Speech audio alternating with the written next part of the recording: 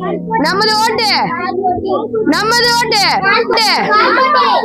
நமது ஓட்டு, நமது ஓட்டு. யார்ப்பா வீட்டை வெளியே வாங்க. யார்ப்பா நீ? உனக்கு என்ன வேணும்? நாங்க ஓட்டு கேட்டு வந்துக்கிறோம். இதான்ப்பா நமது சின்னம். மறக்காம இது ஓட்டு போட்டுருவோம். யாருன்னா பாக்குறாங்க பாக்கலாம்.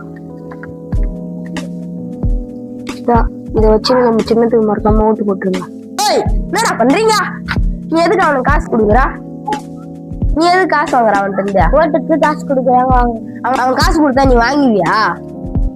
இன்னைக்கு நீ வாங்குற இந்த 1000 2000 தான் அவன் மக்கள்கிட்ட இருந்து பல கோடி ரூபாய் ஊழல் பண்ணி கொள்ளையடிப்பான். இது உனக்கு தெரியுமா? ஓட்டு உரிமை என்பது இந்தியா குடிமகனோட உரிமை. அதை காசு வாங்கி கொண்டு ஓட்டு போடுறது எவ்வளவு பேர் தப்புன்னு உனக்கு தெரியுமா?